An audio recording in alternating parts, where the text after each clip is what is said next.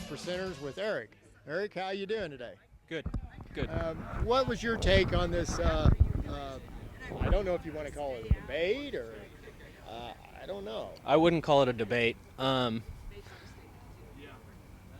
trying to think of how to word it. I want to be TV friendly. It was definitely a dog and pony show. Dog and pony show. They weren't answering the people's questions. They were generalizing them into a group, and then kind of sugarcoating over it. How do you? What kind of questions do you think people would have been wanting to ask? Just some really down to earth, even questions. What would be the most common question that would have been pointed towards them? Well, the screening process was brought up, and I think that's people's main concern. Okay. Is who's looking at these folks and how deep they are looking at these folks.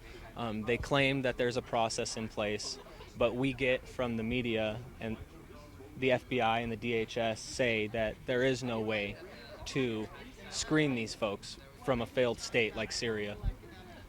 So they're up there telling us one thing, that they're all in this screening process that's such a great process and working well, when we're hearing from the FBI and DHS that that's not the case.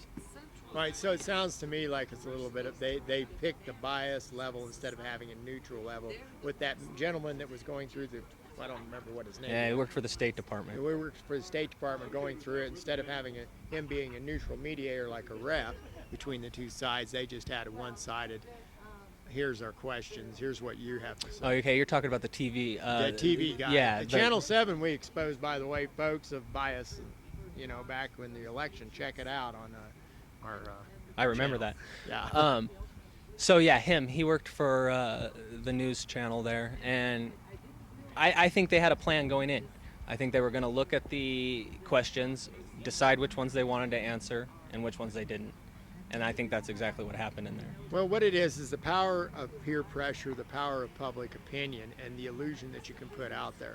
If you went out on the streets and you asked the majority of just the average Joe Blow citizen out there what they thought about this, we seen the turnout. There was a whole lot more people that were wanting hard questions that were citizens than there was that were for it.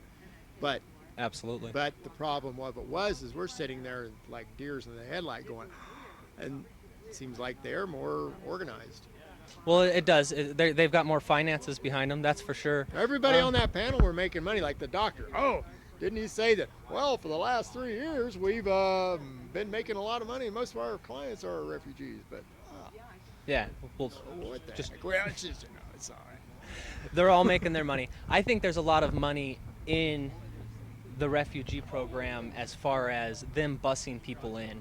They have the option to bus people in from Boise.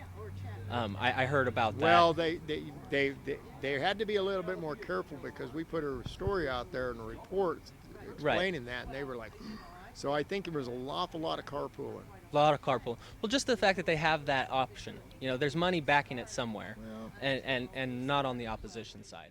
Answered the question.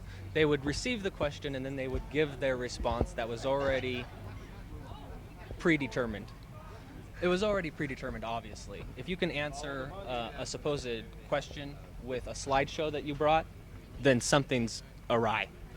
Eric, tell the people a little bit about yourself, and what I'm understanding is you're like second in command of the 3 Percenters of the state of Idaho. Yeah, the 3% of Idaho. I am the vice president. Okay, vice president. Okay, yeah. That's cool. I like that too. Title. That's better. It's actually. fun. But actually, he's harmless. I know this guy, and he's a pretty nice guy. I try to be. You're not so scary. No. I thought you were like some evil, scary thing. No, I'm just a guy. And I'm just here, I'd like to say that I'm not against refugees. None of us really are against refugees. But done the right way and stuff in the proper way, then there are possibilities. But the fact of the matter is, I think that we created that situation with all of them guys are bouncing around in their own Hummers and tanks.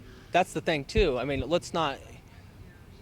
To dive into that animal is so huge. Hillary Clinton, can I say it? Hillary Clinton, TK security clearance violations. Check it out, folks.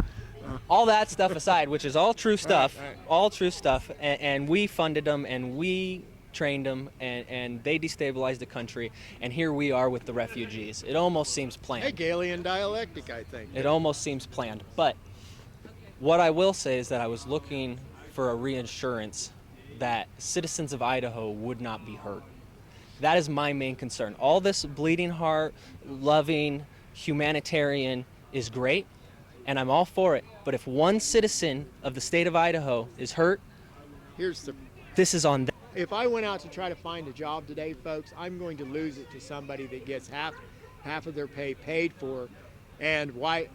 I mean, the employer only has to pay them $5 an hour when they pay them 10 for at least a year. You know, how do you compete with that? I was down at the Riverside Hotel, and I tried to ask somebody that was cleaning the rooms a question, and none of them spoke any English, and I didn't hear a Hispanic one in the group.